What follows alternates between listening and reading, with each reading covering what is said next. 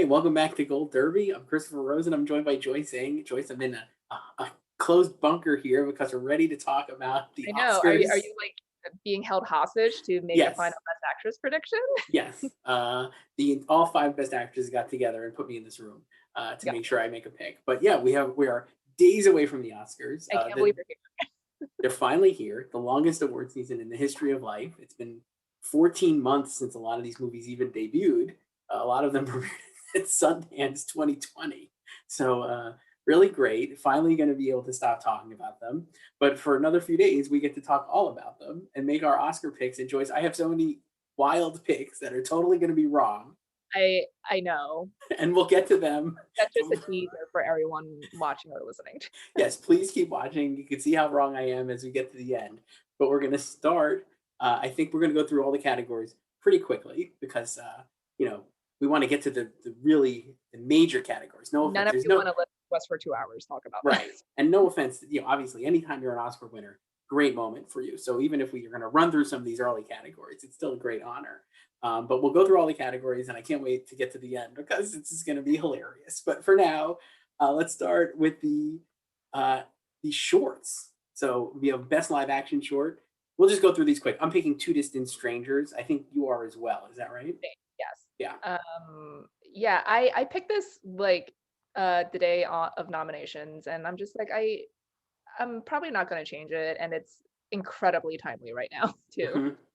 Yeah, and a lot of these shorts are, with the I feel like with the shorts, if you're an Oscar voter, maybe you're gonna end up being like, well, what's timely, what's available to watch? I think Two Distant Strangers is on Netflix. It's been like pretty heavily promoted. Netflix can Uh, make a full sweep of the shorts. yeah, and great. So Two Distant Strangers, you and we differ on our runner up. I have The Letter Room as number two as a possibility because that has Oscar Isaac in it, and usually when it comes to shorts, you kind of like maybe default to the movie stars who are in them and Oscar Isaac's, in this one. But so I have that at two. But you have, I think, Feeling Through. You said Yeah, I have feeling through. I feel like that's the more emotional one of this, and I think like Cher was tweeting about it too, yes. even Uh, before. so, So but yeah, sure. Best documentary short. I think we both have the same one. Love Song for Latasha. yes, Great. And then best animated short. If Anything Happens, I Love You. yes, backed Great. by Netflix, right? Again. yes, yeah, full. They could do a full sweep. So we are locked in on those. So if we get any of those wrong, you and I are both gonna have major And losses there. or usually, although this year I would argue that Best Actress would make or break your predictions, but Yes. the shorts are usually what make or break your predictions. Correct. Best international film. I think we both have the same one here. Another round. Yeah, the one with the Best Director nomination. Hard to imagine it losing with the best director nomination. Often that always goes with the best international film or when it was best foreign language film. If there is another nomination, it's a good bet that it's going to win. So that happened last year with Parasite. Uh, so yeah, another round. Great. Best documentary. I think this one I feel like has also turned into maybe a quote unquote blowout. I have My Octopus Teacher. It feels like it's just going to win Yeah, in a very competitive category. I don't know. this one like really came out of nowhere. Like But it this is just, just yeah, the people's choice. And totally people's choice. We've now got four Oscars for Netflix if this goes for them, which would yeah. be a great run for them. Much better than last year when they only won two. So they're already at four Oscars, but good for them. I have Crip Camp number two, also a Netflix movie that was from the Barack and Michelle Obama production group. Yeah. They could do 2 years in a row in doc if It that could, and would. it's a great. I mean, this we don't have to talk very much about this, but it's a great category. Mole Agent, I think people really like. Time was obviously like an incredibly critically acclaimed movie, and Collective. This is a good category. It always is, Like but this I feel also like, in international film. It's yeah, crazy how Honeyland did that last year for the first yeah, time. Collective did it. Yeah, there are a lot of good docs this year, and you can make a completely separate lineup of the docs that did not get nominated. yeah, Like my favorites, yeah. Truffle that won DGA. Truffle Hunters, Dick Johnson is dead. I love Totally Under Control. I think I've mentioned that like three or four times. Like it's good. It's good. Okay. Animated feature, Soul. No reason to even talk more about this. I know people really like Wolfwalkers, but no way. It's gonna be The Soul. thing is, it's just like last year they had I mean, like Spider-Verse 2 years ago, that was like, the hit, and that just took over the zeitgeist, and that was obvious it was winning, and it beat Pixar. But last year, no one really cared about Toy Story 4, and it still won. Right. And Soul I think is much better than Toy Story 4. And it had a bunch of other nominations. I think it had Yeah. 4, right? 3 or 4? Yeah, it's in sound And and score. score, which is it's also winning. Spoiler alert. Sure. But Yeah, we'll get there, but yes. Best visual effects. I have Tenet. One of the only spots Tenet will win, I think, is here, visual effects. yeah, it like there's been like talk about like how, Warner Brothers like dropped the ball with like screeners and stuff, and it didn't win the visual effects scale. It went to the Midnight Sky, but that also doesn't really have a good correlation with the Oscar. And I feel like they don't really like the super CGI type of visual effects. They like more like grounded visual effects. So I think it's gonna be Tenet. I think so too. And the other thing I felt with Midnight Sky is a lot of visual effects. I've just, no offense to the people who worked on Midnight Sky, but it's just stuff. Nothing was super surprising of the visual effects, right? Like it's like you're doing like Yeah, spacewalks and like it's like I saw Gravity. I got it. I know what happens in space. I'm pretty hip to that. But Tenet, when they're moving stuff backwards and cars are flying all over the place, I'm like, that's pretty cool. Have not seen that. So yeah. Next would be best sound. Very easy. Sound of Metal, like a I slam mean, dunk. I would say this would be the most deserving win of any category of the night. Just the sound of Absolutely. that film is incredible, amazing, and I know some people were like shook when it lost the Sound Editors Guild over the weekend, but like I think I said this to you like offline the other day, but like that just basically tells me if there were still 2 sound categories, it may not win sound editing, but sound mixing it was always like where it was at for Sound of Yeah. Metal. Yeah. So It's one of those movies too. Another one where it's like, and I mean, I have Mank number 2. I actually love the sound in Mank, but both of those movies, even watching at home, you could really sense the sound, the way the sound is used. And I think like I understand, like in a theater, I can only imagine how much better it would have been to see these movies. Like Sound of Metal in a movie theater, I think would have been really incredible. And same with Mank. But anyway, it's Sound of Metal definitely winning. So that would be our first Best Picture nominee with an Oscar. I think we're going to end up with all, at least on my picks, I think I'd end up with all 8 movies winning an Oscar. spread the wealth. I do. I do like to spread them well, but there we go. So we have not disagreed once. We are through 7 categories. We not disagreed. Okay. We're either very right or just very So wrong. Okay. Best song. I know we agree on this one too. Husavik, I have. yes. This one we could talk a little bit more on because everyone knows Yes. this category and the song in particular. Oh, Yeah, you know what? I just decided because I've been supporting Husavik for so long, even in like nomination phase, that I am gonna stick with it. I'm not gonna change it. And if I'm wrong, I'm wrong. This is the one I'm willing to take a hit on. Like I need to see it through. I listened to it the other day. I was just like, I'm going to go through, listen to all these songs again. Like a Uh, voter. like a real voter. I'm going to go through and listen. And I swear I was in tears listening to Husavik. I'm watching it on the YouTube. It's so good. It's like Have you really watched like good. all the clips of like the children Yes. singing? Yeah. It's just really good. I think if any voter actually put the time into listening to these songs and slash watching them as they're presented in the movie, I think you would have had a vote for Husavik because it just even works. The fact that it could even overcome what, I think if there's one thing that would be a knock on it is that in the movie, Will Ferrell has like a accompaniment background and it kind of is like a laugh because you're like, it's Will Ferrell, but then it's also like really sweet. And I just think that is maybe the one demerit, but no, I still vote for it. I would. I mean, And I I'm guess predicting it. yeah, I guess you could be like, haha, it's like Will Ferrell singing, but also it works in the context of the movie and the storyline with like Lars and Secret and Yeah. their I also story. think, yeah, Yeah, it's just very good. I I know. just love it. I really But love it. also, like, it's again the only song that's actually used in the movie, not just Uh-huh. like performed over or like played over a scene, but it's actually performed, and the other ones are end credit songs. And even if like you haven't seen any of these movies and you just like Google like the songs right now, like the Who's a Big, you get the actual performance scene. Like that's the YouTube video, and all the other ones are just like lyric videos or music Uh-huh. videos, like not part of the movie. Now Because I they have I'll see Life Ahead song and runner up, but I've actually been thinking of moving Hear My Voice to runner up for my picks from okay. Chicago 7. I'll tell you why. Because again, I think Chicago 7 is a very strong best picture contender. And I just think that that song, I think Netflix did a really good job of getting Celeste, who's the singer, and Daniel Pemberton, excuse me, out there. It feels like they were very top of mind, even more so than like Diane Warren, even for some reason. And I just think it's a better song. So that might be my runner up. But right now, I have not, as we're recording this, I still have Life Ahead scene IOC up there. How about you? I still have Speak Now in second, Nice.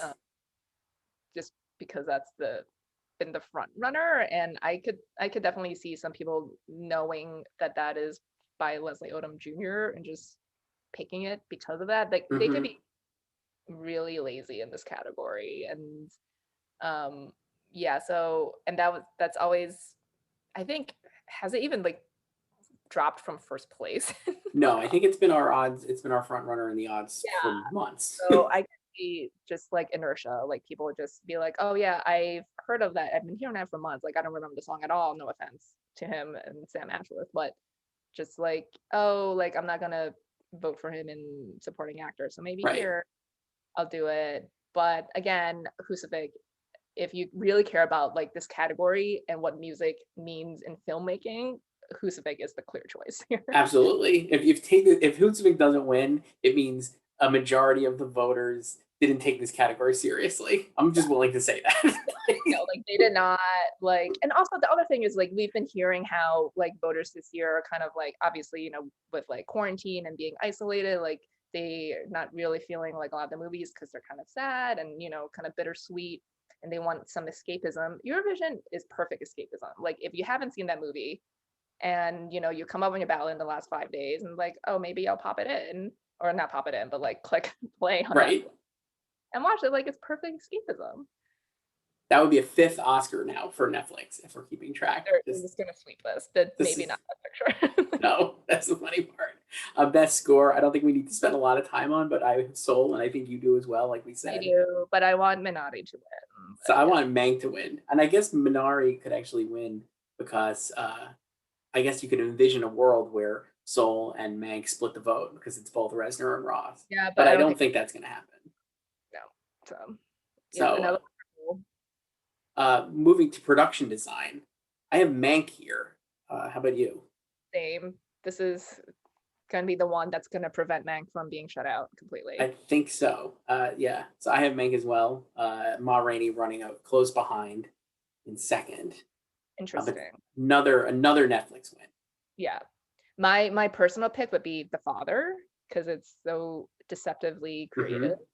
Hmm. Even though like Ma Rainey, it's mostly set in one space Right. primarily, but just the way they use the space and what I mean, it's also ties in with like the editing, which we'll get to in a bit. But yeah, Yes. I would vote for The Father. Okay. But like just Mank like recreating the golden age of Hollywood. Pretty cool. Yeah. Makeup and hair, another Netflix win. Ma Rainey's Black Bottom. It feels like that is the only serious contender here. I mean, it's one Uh, area else. Although I would say, like, if they pay attention, I think the work of Pinocchio is very detailed and intricate. mhm. Arguably more so than Ma Rainey, but that Ma Rainey is the one that's seen here, and you know, Yeah, it's for sure. Film editing. This might be the first spot we differ. I actually switched to Chicago 7 after the weekend of precursors, and I think you I maybe still still have still Sound of Metal. yes. Okay, explain yourself. I just think that, well, I'm not convinced that Chicago 7 is actually going to win a lot of its 6 awards, and I don't think it's going to get shut out. And spoiler alert, I don't have it winning Best Picture, but I do think that I think this has got the most editing of this category, and I think it's got the most obvious editing of this category, and I think that's going to help it win because, like, I was just thinking about it, I didn't even go back and rewatch it, but I'm just like, oh, just the opening 10 minutes or so when it's like ping ponging between like the 7 guys and like you have like each of them finishing each other's like sentence basically. I was like, that's going to end up, I think that's going to stick in people's memories. And I think they're just going to be like, of course. Sound of Metal, I think, doesn't have that kind of flashiness. It doesn't, and I know like Whiplash is like a comp for it, I guess, because they're both about drummers. But I'm like, I don't think the editing of Whiplash again felt like the most editing. And I'm like, Sound of Metal like we said, the sound design is great and like all of those things, but it's not the type of thing where I'm like really remember a lot of editing, which is probably to its benefit, but also like I think gonna hurt it in the category. So I have Chicago 7. Yeah, no, I agree with everything you said, but I have Sound of Metal. So Um, explain yourself then. like again, like yeah, everyone makes the Whiplash comparison, but they're different type of drumming movies because the editing in Sound of Metal is a lot more subtle than Right. Whiplash, which there's just a lot more energy to it. But there is like, you know, that link between sound and film editing in recent years. So and I feel like also in recent years, editing, like it's if it doesn't go to the film of the most editing, which I agree is Chicago 7, it's tied to one that is more of a technical achievement. And of these nominees, Sound of Metal, Chicago, The Father, Nomadland, Promising Young Woman, it's really Sound of Metal that's the technical achievement because of its sound design. So I feel like that, you know, people might check them off for both. And maybe, you know, if someone doesn't like finish Sound of Metal and they just see like the opening like drumming scene. Yeah, maybe they're like, oh, a lot of editing there, a lot of Yeah. drums.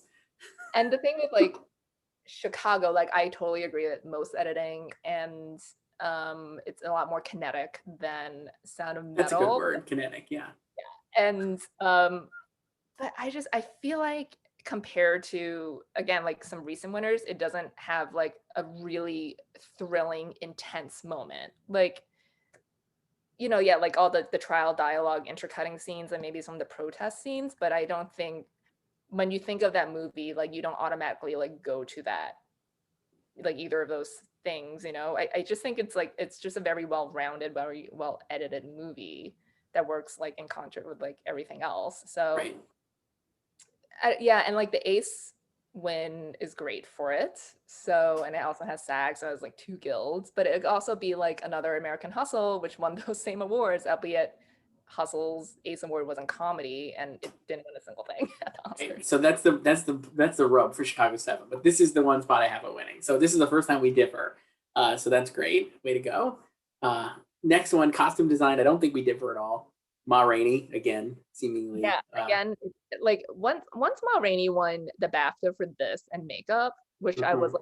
like both of those could go to like Emma or Pinocchio. I was like, okay, just Yeah, gonna go with Ma Rainey. absolutely. And again, like I think with costume design, it's going to be usually like the most memorable costume, let's say, right? Like, or like something that like is like, oh, you see it and you're like, that's from that movie. And all of these nominees, I think the Ma Rainey, the dress that Viola Davis, like Viola Davis's look is like iconic, and it's just like, oh yeah, of course, like she's gonna win. Like that sticks in your mind even more than the costumes in Emma, even if the Emma costumes are more elaborate and like, you know, bigger. I don't know, because the movie's just like not in one place, you know, and it takes place over a certain amount of time rather than one day. But I think the Ma Rainey win is, you know, like a lock as well.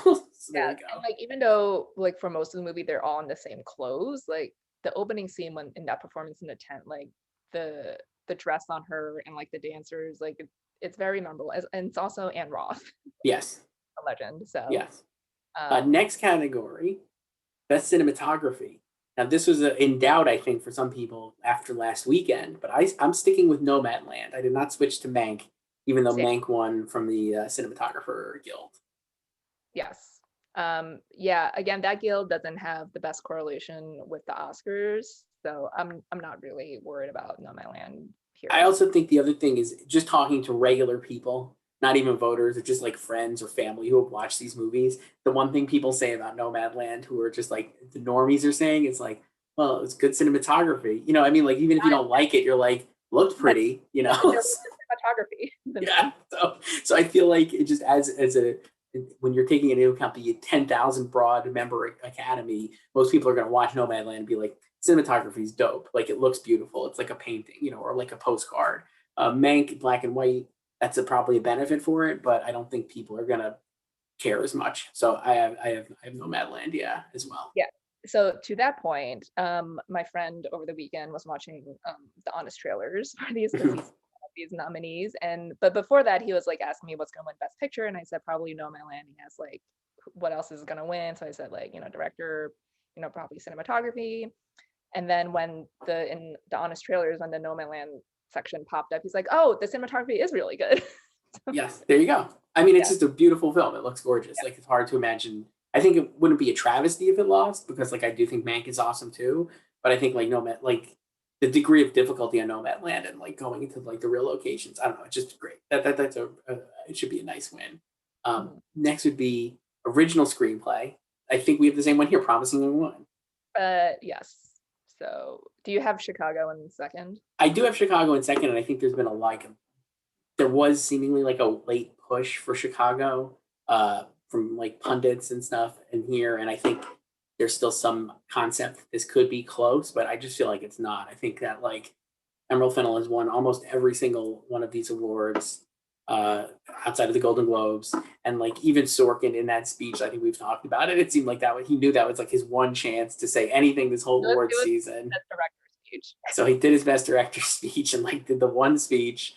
And I don't know, I would be shocked if I think Trial of Chicago 7 is like again, I love that movie. I think it's really good. I know I'm not supposed to like it, but I do. I just think he's won before and nothing in that movie stands out incredibly so from all the other great stuff that he's written.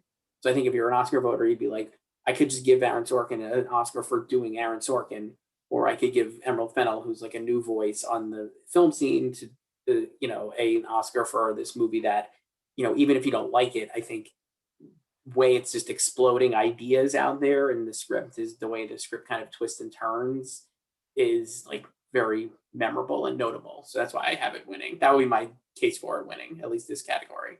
Yeah, I mean, we've talked about this before, but it be like similar to Get Out. It's like the edgy script, like the comparatively like new voice, like at least in Hmm. film, and sometimes like it like screenplay could be like the consolation prize, so to speak, if like that film is not gonna win Best Picture, or you don't think it's gonna win Best Picture, but this is like the place to honor it just for like the vision. Yeah, And and usually like the cool movie wins original oh screenplay, yeah, right? no, Like so, and it yeah, reminds me of last year of Jojo Rabbit versus like Little Women, where a lot of people, all the Little Women stands wanted Little Women to win. And I do think that was the better pure adaptation, especially when you look at Greta Gerwig's script and see how she laid out like the two timelines and everything.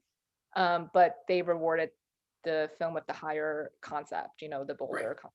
So yeah, and again, like they both won WGA and BAFTA. So I good, think good mix. So yeah, best adapted screenplay. I think we have the same one here too. I switched after BAFTAs to The Father. I think you maybe did as well. Did you switch back to Nomadland? I switched to Father yesterday, Okay. and like I immediately regretted it, but I haven't switched it back. So I still have As Father. of this recording on Wednesday afternoon, you have not switched it back. Yeah. So there's still a I few days for you to go to switch it back. I know. Yeah.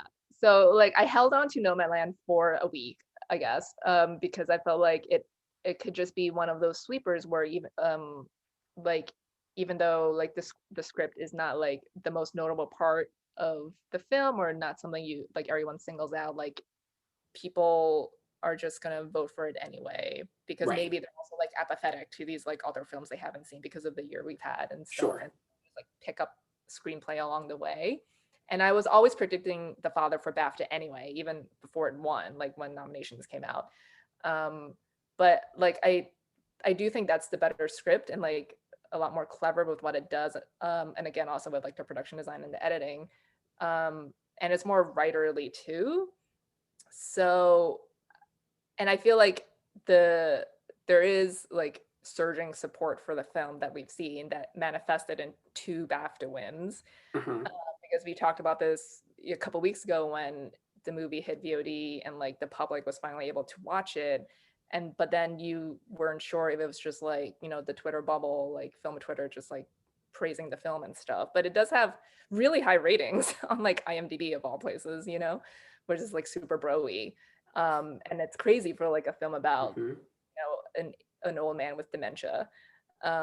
So I feel like if like voters are also watching and appreciating the film the same way the public seems to be, like this could be the place it wins.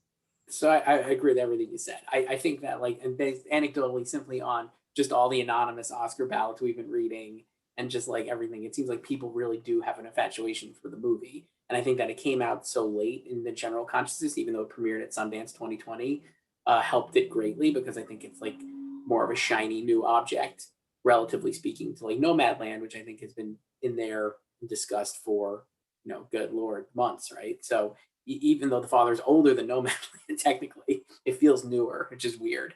Uh, but yeah, I have it winning there too. I don't know. I think that my take on Nomadland, and we'll get to this as we get to Best Picture, is that there's just not a ton of enthusiasm for it. And I think it's very easily on Sunday night could win like 4 Oscars, and like just people just chalked it down the line, and then it would win probably here if that is the case. But if it isn't as much of a juggernaut as it seems, because it just doesn't, while it's a great movie, I don't think it engenders the enthusiasm that like past Best Picture winners have. And then it won't win here. That's basically my take. So I don't know. We'll see. But I definitely like. I think this is where the father would win. Yeah. All right. What do you have third? I have Borat third, by the way. I have One Night in Miami. Okay. Just, yeah, no particular reason. Maybe I should have Borat third because I won WGA over One Night in Miami. Sometimes I don't even like look at like 3 through 5, and I'm like, but remember when One Night was like favored to win this early on, and it really was like one of those. It was like the Amanda Seyfried of the adapted screenplay category, where it's just everyone had it like locked in to win. And really, Kemp Powers maybe could have had 2 Oscar nominations, right? Because he's up for original screenplay too, but he got the one here for adapted, and I think it will not win, but nice nomination nonetheless. All right, now we have our final 6 categories, Joyce. These are the big categories. We finally made it. We've disagreed once, it seems, right? On which one? I don't even remember. Film editing. That's it. Everything else we have the same. I don't think we're gonna disagree on this one. The next one. No, supporting actor Daniel Kaluuya. Congratulations, Daniel Kaluuya. When was the last time we even talked about supporting actor? Like, I don't even know. Months, it seems like. But yeah, no, I have him winning. Absolutely. He's acting sleeper, and yeah, like the second he won that Globe, I was like, it's done, it's over. One of those, again, not to put too much stock into the anonymous Oscar ballots, but I feel like every single one I've read, no matter what kind of wild, out of left field takes these voters have, everyone has been like, well, of course, Daniel Kaluuya is great. Like nobody is even questioning. I don't think even if he is the lead. They're questioning why he and Keith are both there. Yes, but they're not questioning him. Like he's great, and that's it. So Daniel Kaluuya. And supporting actors, I think the same thing. I have Yoo Jung-yoon for Minari, and I think that's just a blowout. I don't see any way she could lose.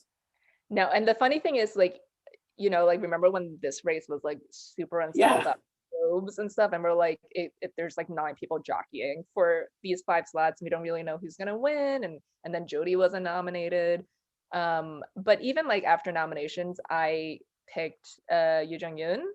And I had completely different winners for SAG and BAFTA, because I don't know, I was just kind of feeling like people really like Minari, and obviously this was going to be the best place to honor it. And I had Maria Bakalova at SAG and BAFTA. And yeah, like I was kind of surprised that like Maria lost to SAG, just because Borat was so like the perfect populist broad film for a group like SAG-AFTRA. And the fact that like Yoo Jung-yoon could win there, the first individual performance not in English to win there since the merger, like that said so much.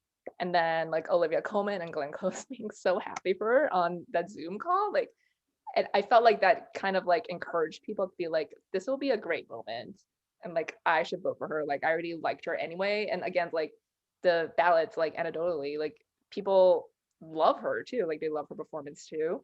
And then I picked her for the BAFTA, and like I could like have seen her losing that just because Minari didn't make like the best film long list, but they gave it to her too. So she has the 2 big industry awards in her pocket. Yeah, and like you were saying, I feel that people just love her and want her to win. I mean, in her speech at the BAFTA, she basically dunked all over English people. Please dunk on Americans. And everybody was like, isn't that great? just trashed the whole, they were like, yes, we love this. So it's great. I can't wait for her to dunk on Americans. Yeah. Like go nuts. This is going to be fun. Very excited for her to win. I have Glenn Close still. I have Glenn Close running second Oh, here. I have her in third. Yeah, and I also feel like Glenn is completely fine losing to her. Yeah. And so is Olivia Colman. We've seen, I think, on a couple of these ballots, people, anonymous ballots, people like kind of pushing it for Olivia Colman. And, I know that her performance in The Father is really well liked. And I think she could have maybe won, but I just feel like, no, she's not going to win. So it's like, not, whatever. She's I not going could to win. see her being in second Yeah. if the love for the father is that great, you Yeah. know. Yeah, and then Amanda I have in fifth. This was good for her. She missed SAG, which was kind of like what, but she still made it. So I think she'll be back eventually. So Yeah, I love that performance. I think she's so great in it, and I'm really glad she got nominated. I think she's like so fun, and she really, she actually generates like an incredible amount of chemistry with Gary Oldman, which you wouldn't have on paper. Just doesn't seem like it would exist. No, no offense to either of them. Just like they don't seem like people you'd expect to be like friendly or hanging out, and the and it's fact that also they're able to do not that that much is great. between the two of them either. No, So yeah, it's a true supporting performance. But yeah, big fan of Amanda Seyfried and Meg. Best actor. Now I'm still riding the Chadwick Boseman train. I did not switch after BAFTAs to Anthony Hopkins. While every anonymous ballot has been like, boy, Anthony Hopkins is wonderful. I think he's got the best performance. Most of them are still like, but I voted for Chadwick Boseman. It feels like so. I think Chadwick Boseman is going to win. I still have him predicted. I still have Chad, but I'm not opposed to switching to Tony. I don't know if I will, and I don't know what would make me do it. Maybe just like Sunday afternoon, I'm just like, F it, I'm gonna go for it. I mean, that might legends only, I guess, right? Like, just do it. Like no guts, no glory, right? Um, but yeah, no, like I, like we talked about this like last week in our column, like it does feel like reminiscent of Glenn and Olivia 2 years ago, where people were like, Glenn is gonna win, but my favorite performance was Olivia Colman, and you Right. want Olivia Colman. So I could see that happening here because a lot of these, I don't know, like what went into like the editing of these ballots before publishing and like what quotes people cut out, just to give the illusion of maybe something's more competitive than it is. Like some of them, like the explanation is like, oh, I think it's between like blah blah blah, or I think he's gonna win, and like, but Tony was my favorite. Like some of them don't actually say who they're voting for. Like they might say, True. they're just sharing their opinion. I think some of them were still undecided at that point of the interview. So, who knows? Maybe someone who thought, like Tony was like they're the best one still voted for Chad, or vice versa. Hmm. Yeah, and I don't know, like Chad's like narrative, I think is obviously it's very tragic and very sad, and I do think there is like obviously like he is like where he is because of Black Panther, and I don't know if this would be the case like if that movie never existed or he didn't like star in it. I feel like people do really want to like honor him and like his legacy, and like the fact that we're going to miss out on like another like 40 years of performances from him, Yeah. because like like for like the last decade, like he was playing these like real life figures, and I joked to people when Black Panther came out, I was like, someone probably told him that T'Challa is a real king and that's why he took the role, because he was just playing all these like historical Hmm. icons. And yeah, and it's like a good performance in a film, and it could win 4 Oscars, this movie, without a Best Picture nomination. Pretty wild. Yeah, I agree. I think that, yeah, I think he'll win. I think that, you know, there's many reasons why he's going to win. I think just beyond like, he had the two performances this year. I know he didn't get nominated for the Five Bloods, and like the Five Bloods kind of gotten totally mostly blanked. I think it just has best score nomination, but he is like notably in that movie, and I think pretty good in it. He doesn't really have much to do. I think that's why he didn't end up with the nomination. Um, but yeah, I think he'll win. I don't think Anthony Hopkins has got enough, and I think that like it was one of the variety pieces. I was like, oh, like speculating that maybe the Riz Ahmed and Chadwick have similar voting blocks, that's gonna like negate each other out and maybe push Anthony forward. But I'm like, I actually think Riz and Anthony might have similar voting blocks, and like Chadwick's is gonna be kind of ahead of both of them, because only because like Riz and Anthony maybe are more of like these are the great performances, and like Chadwick's is maybe like this is the movie star performance kind of thing. So I don't know. I mean, I just think he wins no matter what the calculus is. Yeah, But like my personal top two is Riz and Tony. So yeah, I agree a little bit with that. And yeah, I would say like I don't know, like if you're like a Riz Ahmed supporter and you're like he's definitely not winning this, who am I gonna throw my non-Riz vote behind now between one of the top two? Like I would think it would go to Tony and not Chad. right. And then last time we're going to get to talk about these other performances: Stephen Yeun for Minari and Gary Oldman for Mank. Love both of these performances. Honestly, I think Gary Oldman is so great in Mank, and like way better than he was in Darkest Hour. Like so much So Twitter loves to hate on it, but and I understand why. And like, everyone wanted Delroy nominated, which would have been great, and this would have been like an all-time iconic lineup. Um, but I thought Gary was good in it, and it's very like interesting take. Was he too old for it? Probably, but yeah, that's been a kind of another running narrative in a lot of these ballots, is that like Gary Oldman is like 30 years older than Herman yeah. Mankiewicz. I mean, but like, to be fair, Mank lived hard, man. He So did, and like at the end when they show a photo of him, it's like he looks rough. I mean, when you're that much of an alcoholic, I think it's hard to keep your youthful glow. Let's say, yeah. And like and I'm just happy, he got nominated. He should have been nominated for Burning a couple years ago. yeah, Like these are like for like him and Riz, these are like the Welcome to the Club nominations. And like I think everyone probably agrees Gary's fifth. And I would be happy if like any and he's also won before. Obviously Tony has also won before too, but um yeah, I would be happy if any of like the other four won. And I know like there's like talk like if Chad doesn't win, like there'll be major backlash. And I don't really think so. Maybe if you're just not like tuned in or like haven't seen these other performances, but like one, like Anthony Hopkins, like iconic legend. And this is like an amazing like masterclass performance from him. And also from like Riz and Steven, like awesome, incredible performances. And if either of them win, it'd be historic. right. But no one talks about because yeah, like Chad's been running away with it until BAFTA.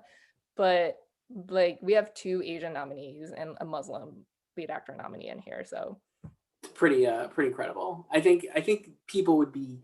I don't know if they were like you're right about that, and I think that like uh, I think people who don't pay attention to this really at all. So none of the viewers here would be yeah, shocked or outraged, but I think people who are just like on Twitter would like flipping around, yeah, being like, "Wait, the Oscars happened? Wait, Chadwick Boseman lost?" Like they'd be so mad. But I think for everybody else, I think maybe you're right. Like there would not be as much outrage. Certainly for Ahmed one, I don't think oh no, people would be. Best. Let's go to Best Actress. We've been talking about this for months. Uh, I think we both have the same person, unless you switched. I'm sticking with Andra Day as my Best Actress pick. yeah, I still have her because I told myself I'm not gonna do anything until at least Saturday. So I still have her because I changed to her after SAGs. So Um, you had her since SAGs. I've had all four of the contenders at one point or another since SAG. you're So I'm just a not very dull person, so not the most reliable narrator. Still going to bed at night thinking it will end up in a tie.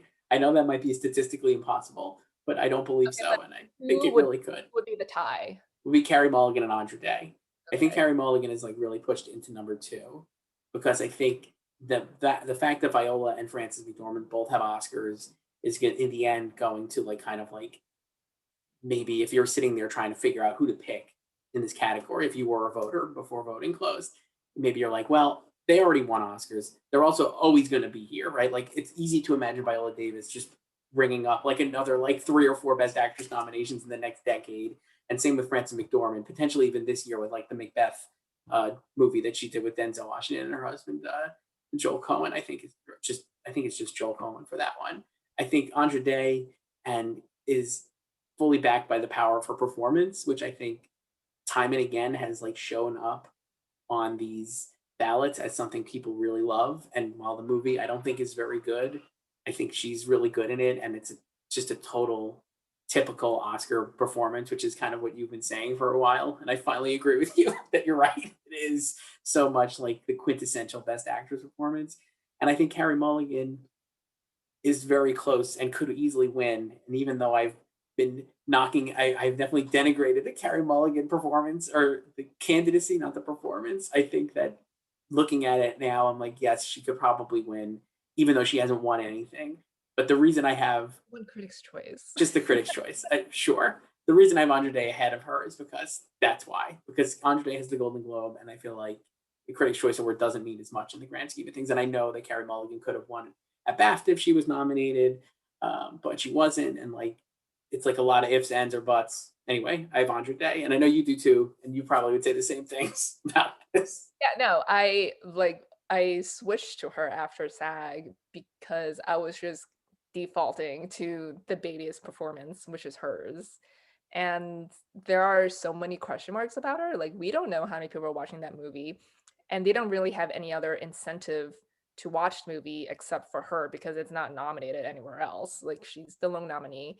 And I feel like if you're kind of like not really into the season for whatever reason because of COVID or whatnot, and like I feel like most people would probably make the effort to watch the Best Picture nominees. And her film is not a Best Picture nominee. So I feel like the Globe win gave them a reason to check it out. Like, I think the Globe win cemented her spot in the lineup Yeah, for sure.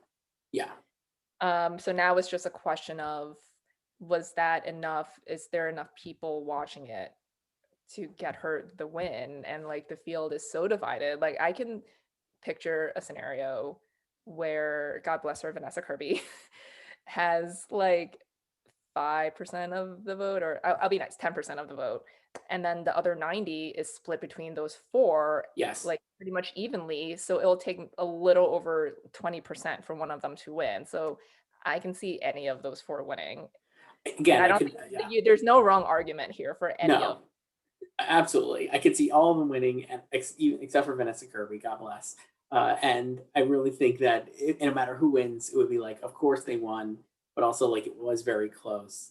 Um, Yeah, and like Carrie, like she's she's lost so much for a presumed front runner, but I also wonder if like there are some voters who kind of like clued into this type of stuff and like know like her odds like on our side, or whatever, or just seeing not even if that, but just like seeing people predicting her before like all these shows and like she didn't win, but maybe that perception is still there of her being a front runner. So maybe if they don't care about this category, they still vote for her. But again, she doesn't have, we talked about this before, like she doesn't have like the headline of like being a BAFTA winner or a SAG right. winner or a Globe winner. Like I she think won the award but the smallest profile. right. Now, I will say that I think this year, more than any, maybe the precursors will mean as little as ever. I just don't think, right? Because I'm just like, the whole thing is just so topsy turvy, and like we're just not dealing with like the traditional Oscar season or any kind of traditional time. So I think that Carrie losing all those awards doesn't mean as much, and I don't think the speech like I think I've said this probably 50 times, so I apologize to just keep repeating myself. But I'm like, I do think in like award season, the speeches and getting to see the people speak usually does play a large part of like helping them solidify a victory. So if Carrie Mulligan had won at the Critics' Choice Awards and gave like a really memorable speech, even if people don't really watch the Critics' Choice Awards, that still would have been like on YouTube, and she would have been in the room with a bunch of different people. But that was Alan Kim, man. Right, exactly. And like on Zoom, it didn't break through anyway. And like even Andre Day's speech didn't really, none of these really did anything, at the because we're just doing them Like, through Zooms, and it's like people don't care as much. It's not the same as like seeing somebody standing up there. But what would you say was the most memorable speech of those? Because we didn't have one from Francis, obviously. I mean, I guess I don't even know Andre's. I guess because I remember Andre Day's dress, and I remember her being so excited and so shocked, and I remember Viola Davis's reaction was like thrilled, She right? Like slapped her daughter out of the frame. yeah, so she was like thrilled that she won, and that also was actually part of the reason why I was like, maybe Andre's got a bigger shot uh, for this than you think, because like also after the Globes, I remember they had like Regina King came up to her, like they probably were in the same hotel or something, Or like extra or something. Yeah. and she was like super psyched, and I'm like, people were really passionate about that Andre Day performance, and I think the other thing is like I think you could love Promising Young Woman and have issues with the Carrie's character, Cassie. And I wonder if that is also going to help. Just like you said, like it's going to be the matter. If it's not a tie, it's going to be like a couple, like 50, 100 votes, maybe, right? But like there, it's going to be so This is the one close, category I wish they would release the results for. Like, right? So it's going to be so close. So even if you love Promising Young Woman, you might be like, well, I didn't like Cassie, but I love the movie, so I'm not going to vote for Carrie Mulligan. Going to vote for Andra Day or something. You know what I yeah, mean? Like it's just like it's just a weird. It's very close and could be very, very weird. yeah, and like I would also say that like being in a best picture nominee helps you. Like I said before, like people will make an effort to see a best picture nominee, and we have two of them here, Frances and Carrie. But also you can like love a movie and not necessarily love the central performance or whatever, because also they're completely different categories with completely different competition. So you could still love Promising Women, love Carrie in it, but maybe you were just super wowed by Viola Davis, Right.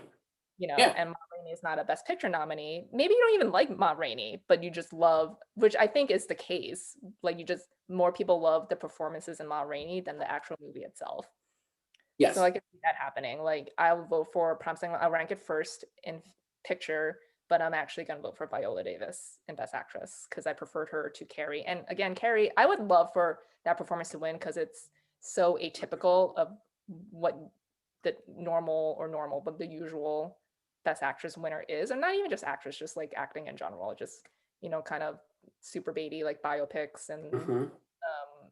loud.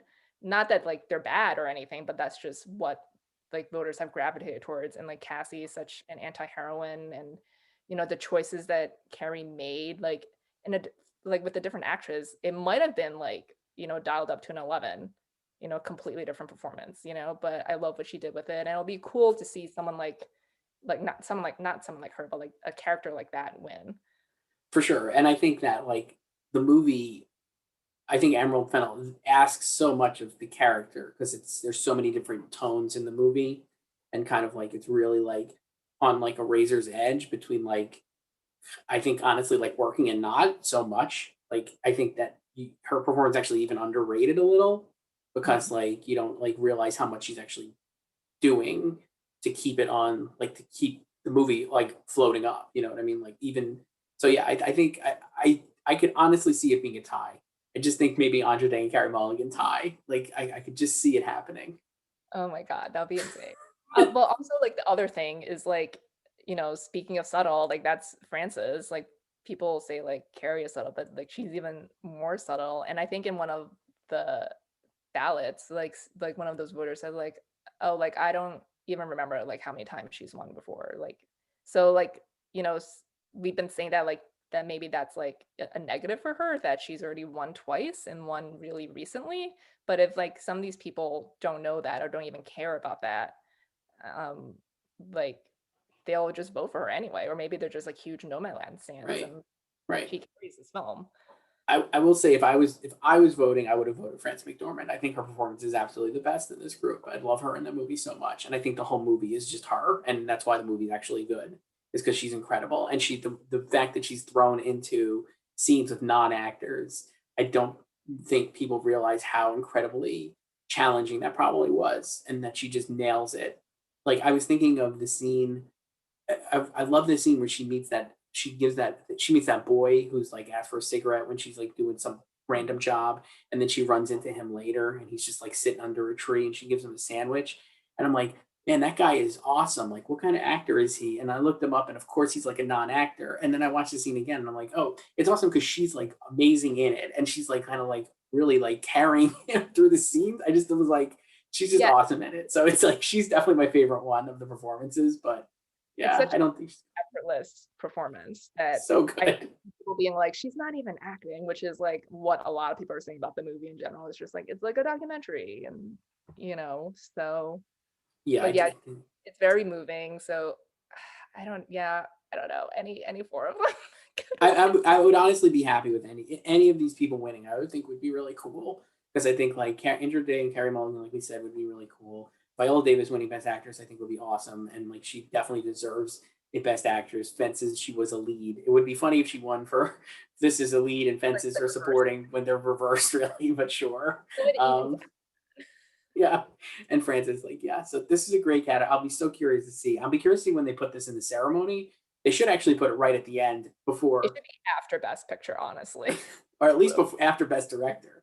I think they should put this like right before Best They've done that Picture. before, where they do Best Director before the leads. They've done I that. hope they do that because I'm like this one really needs to It be. should be So director, I feel like actor. they'll put Chadwick in the early in the in the show because I think they're gonna think he's gonna win. So they'll want to keep that maybe like at like 9:30 or 10, like get that in prime time. Yeah, they But haven't done that in, I think, since like Marion Cotillard one, because I that one was like Best Actress was pretty early in that show. I just mhm. remember like Forest Whitaker coming out, and I was like, whoa, already. Yeah. Uh, But yeah, and the other thing is, it's like no matter who wins, like some stat is gonna fall. yes, Like this is crazy. This is a precursor you can't Oscar really use history stats. destroyer. Yeah. Like you can look at the stats, but you can't abide by any one of No, them. no. Uh, I'm actually going to be. I'm so glad that we're going to finally be done with these movies. Right? We've talked so much about these movies, but I'm really sad that we're not going to be able to talk about the Best Actress race again. This I just want particular one. to say thank you to all these different groups for picking different people. Because imagine if we went this long a season with locked winners in all four acting categories like we had last year. Like last year, we were never talking about acting in No, it's none of rough. the four categories. And Really rough. I'm so happy we had Best Actress this year, and I want more of this every year. At least one of the acting categories like this, please. Me too. It's so Like make good. your own choices. Don't So be good. do your own thing. Uh, all right, let's move on to Best Director. This one, no drama here. Chloe Zhao. I think this is on par with Daniel Kaluuya among the. This is a complete blowout. I don't see any way she could lose, and it's very well deserved. And just like that's it. Like it's hard to imagine her not having a majority of the votes, I think. I can't even. It would honestly be to me one of the most shocking upsets of our lifetime, basically. If she lost Best Director, I just can't even imagine it in this category. Like this kind of Yeah. like I can't even. Hard to even think of somebody who had this kind of run up and then didn't win. Yeah. I have Emerald Fennell second for me, which I will get to here shortly because of my Best Picture win. But yeah, how about you? I have Lee Isaac Chung in second, but this is like one of those cases where we happen upon every now and again, not just at the Oscars, but like Emmys and like Globes and other ceremonies too, where like someone is so far ahead that you're just like, does it even matter who's in second? No, You I don't know? think so. But I have to rank them anyway. All right, so let's go to Best Picture because this one is now we're completely off the rails. Uh, I think we've agreed on mostly everything, right? We didn't agree on editing, I and think it was it. that was it. So we've got all the same winners. Now we don't. I have Promising Young Woman winning Best Picture with only Best Original Screenplay. That's the only other thing I have a winning, and I have Spotlight. and I have Nomadland losing in the final calculus. I have it as the runner-up, and I'll just run off my top four: Minari 3, Chicago 7, 4. That's my thing. And after, so I want to hear what you have, and then I'll explain my faulty reasoning for Promising Young I Woman. have I have the same movies in my top four: Nomadland, Minari, Promising Young Woman, and Chicago. Okay, so you have Minari as a number 2. Yeah. So this whole last month, I've been trying to talk myself into not picking Nomadland because I've just, at least anecdotally, Why do thought you hate Nomadland? I don't hate Nomadland. I really enjoyed Nomadland. I just think there doesn't seem like there's a lot of enthusiasm for it. And I think, again, totally anecdotal and like talking to just strange, like people who I know or whatever, but people watch it and they're like, eh.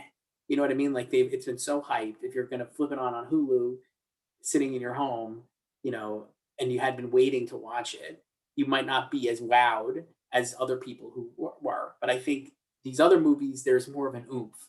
And I think Trial of Chicago 7 has that, Minari has that on an emotional level. I think Promising Woman has that because of the way the ending is such like kind of like an out of left field, like really wild. And it is definitely Promising Woman has definitely generated like a lot of think pieces, and I think a lot of criticism in the last like couple of weeks, seemingly, as people have been seeing it, like and very validly, like kind of calling out the movie and saying it's problematic, and yet again, anecdotally, but it does seem like there's the most enthusiasm for that movie from voters. That doesn't mean it's not going to be polarizing and maybe ends up in like a lot of bottom spots.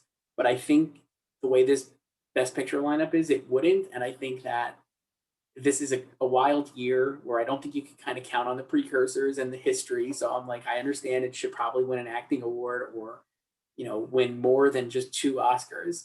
But I think in the end, like it'll end up winning Best Picture. I just don't, or it's more of an anti Nomadland pick or than a pro Promising Young Woman pick, which is never a good way to make a prediction. But I do think there is more enthusiasm for this one. So that's why I'm picking Promising Young Woman. I think I'm the only Gold Derby expert picking it.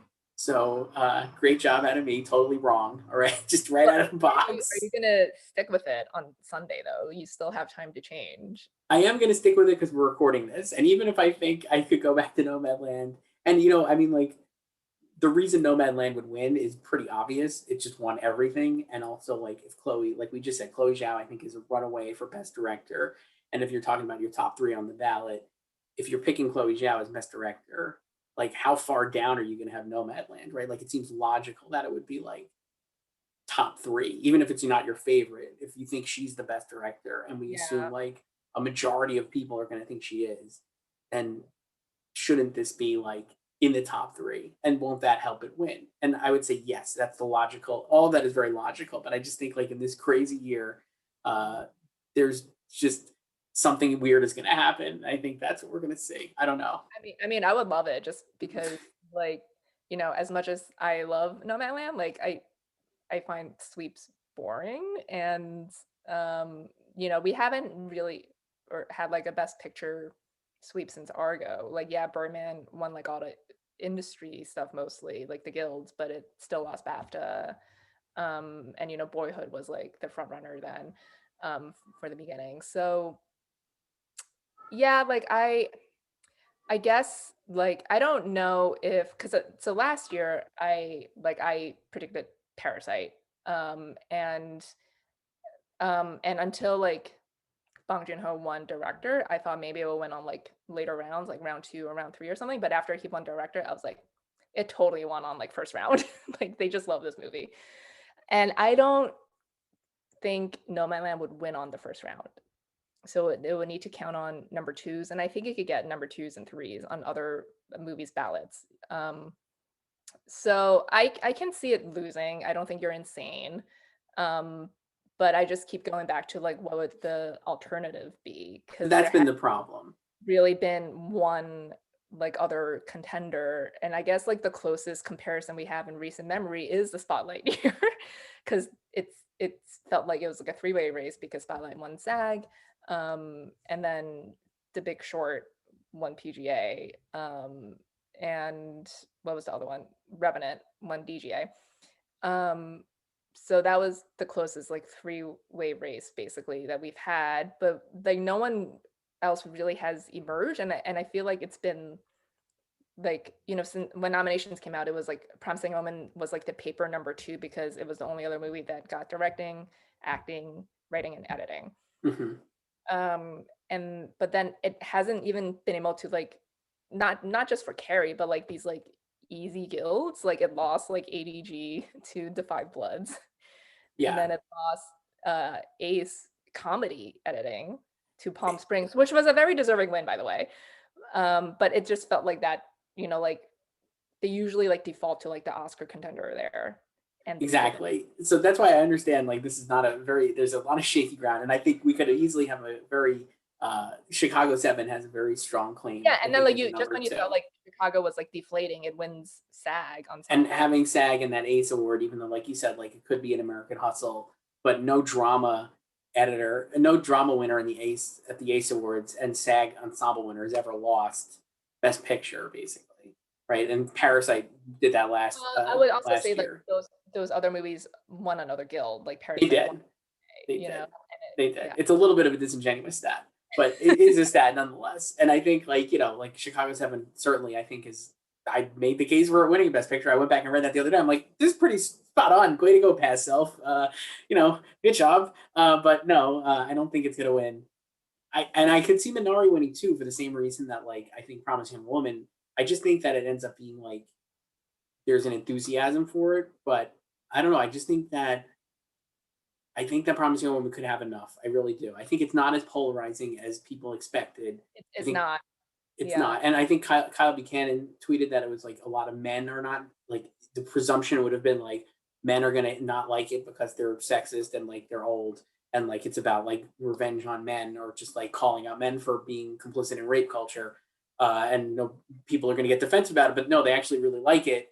And like I think there has been again like a pushback recently, certainly online at least, and certainly a lot of women have like called it like problematic or had issues with it, which I thought was really interesting. A lot of those takes are really good, but I just think that like overall, it just feels like the type of kind of shocking win that would be fitting for this award season. I don't know. I can't picture Nomadland. It would be such a it would be it just Nomadland just looks so much to me like you said like Revenant, like Roma, and you know like these movies that are like not that are very well made and like very well respected, but not you're not watching it and you're not going to end up with like a I don't know the kind of feeling that you're left with like Chicago Seven or Promising a Woman or Minari. I just think those movies hit you on more of an emotional level than Nomadland, even though Nomadland is really emotional and has like a lot of like really heartbreaking scenes. It just is not presented in the same way. So I just think that that's why I would lose, and I think the Promising Woman ends up being like the one because, like you said, it had all of the other key nominations. It's very competitive in an acting category, and it should win Best Original Screenplay. So I'm like that to me, like put together, it makes it seem like a Best Picture winner. Yeah, the other thing is like with Nomadland is like it's been the front runner for so long, and I just wonder what like with how the season unfolded, and obviously with COVID and everything, like are people gonna be so apathetic? They're just gonna be like, it's gonna be Nomadland. I'll just mark it down first and be done with this, or are they gonna, I guess, like revolt and be like, ugh, I'm sick of Nomadland winning. I'm gonna like, even though I really like it, I'm gonna rank it dead last. If they're gonna be strategic about it, they would rank it dead last. Right. That's our thing. I don't know how many people know how the preferential ballot works. Like you could be, if you're standing for one movie, you could completely screw over the closest competitor to that Hmm. movie. It's But true. again, I don't know what's the closest competitor to Nomadland. It's definitely that's the other thing though. I think it'll end up being like you said. Like I don't think it win first ballot. I think it's going to be like kind of like a scrum. Another award I'd love to see the final votes for because I just think that it's going to be pretty Like, what wild. what do you think is the movie, I guess, Promising Young Woman that would get a lot of number twos? Like, what do you think is the number two movie? Because I could see like Promising Young Woman being a number one movie. Like, I think Promising Woman will get a ton of ones, and then I think it would get twos on some ballot. Actually, honestly, like hilariously, I think like Judas and the Black Messiah might be a strong two again, last week we talked about this. Like, I want to move it up, but I don't have room to because I move. think like no matter what, and then maybe that ends up being like a surprise winner too. Nobody's expecting that, and I don't think anybody's predicting. But I'm like, it does feel like the type of movie that like everyone liked, and like it doesn't like liked enough to be like, well, obviously, like yeah, Nomadland was great or Promising Woman, but yeah, Judas and the Black was good. I liked it. I'll put that too, and like whatever. I don't know. I think Minari I think would get a lot of twos, and maybe that ends up being the pick then as That's an partially upset. why I have it in second, even though it's won no Best Picture award equivalent Right. anywhere. Um, The but other thing I have reason for Promising Woman, I think, is that it did perform really strong at BAFTA. I think there is like, the international Oscar voters have been like a thing, and like, I just think that this is like, I don't know, I could just see this movie doing well with international voters more so than the other movies for some reason. They're all like really American stories, even and obviously Minari is too, even though it's been like miscalculated as like a foreign, foreign language film. You know what I mean? Like they're all very American stories, and I think even and like Promising a Woman, even though it is set in America, is like a very more of like perhaps an international concern. Obviously, like like a uh, global. there is a global. I think there is a global understanding that like women are persecuted and rape culture is really bad, which are very rudimentary ways to describe Promising Young Woman. But I'm like more so than like Nomadland is a very specific American story, I think, about like elder care in America and like what we do with people who are falling through the cracks. Minari, obviously, same kind of thing, very quintessential American story.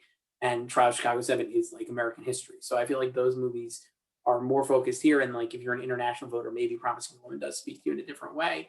I don't know. Who I mean, knows? by that logic, I feel like it would like the one with the most like universal appeal, I guess, would be The Father, because like So maybe that wins. Wouldn't that be awesome? like someone somehow like everyone has been like affected by like you know Mhm. dementia or like Yeah. Alzheimer's or seeing a loved one like you know go through something similar to that, like some debilitating disease. So yeah, I have that in fifth. Like Maybe it could win. I don't know. All yeah, right. I don't So, and know. do you think you're going to stick with Nomadland, or are you going to change? Probably, yeah. I again, like I don't know like what I would change it to. Like I guess since I'm Minari in second, but I am not like confident in that at all. Like Right. it's sort of like Best Actress. It's just I'm kind of like just defaulting here. And like No Man would be a deserving winner, a very atypical winner for Best Picture. Um and like to go back to what you said before about like international voters, like, you know, 2 years ago we were thinking like they've been aggressively diversifying the membership, like Roma will win and then they go to Green Book. But then we have to last year going to Parasite. So like are we gonna get another Whiplash? I Like, don't I know. don't think like none of the nominees fit like a Green Book, is a Green Book. No. So Even Chicago, I think people want Chicago 7 to be Green Book, but they're wrong. It's not. Chicago 7 is 50 times better than Green Book, and like we're not nearly as offensive as yeah. Green Book. So no. So yeah, I'm just like they, you know, like if you're banking on them being like cool and edgy, like we've had like two very different types of winners the last 2 years already. So I don't know. I also haven't like not winning because again, I think like spreading and again, Promising Woman, like I said, I have a winning screenplay, and I think you do too. So like that would be its one Oscar win. I just think they're going to spread the wealth more and not want to like rubber stamp Nomadland for like 4 wins. I just think this is not the. I don't know. I guess we'll see. We'll be talking Sunday night. I think after the Oscars, and you can tell me how so stupid I am for even thinking this. But I like, mean, if No Man Land doesn't win any of the four it's presumed to win, it'll have three. And if Ma Rainey wins double lead acting, it'll have four. amazing. Ma Rainey will be the like we said. Ma Rainey's like the Matrix of this ceremony. Matrix. Yeah, no Best Amazing. Picture nomination, but four Oscar wins. All right, Joyce, let's wrap up. This has been this is a long episode of this, but this was I fun, don't know and if he's I'm still here. Nobody. whoever's here, mom, hi, no, and we'll do this maybe again next week as a postmortem or We'll something. need a postmortem. Yeah. All Definitely right. on the mattress. Okay. Bye.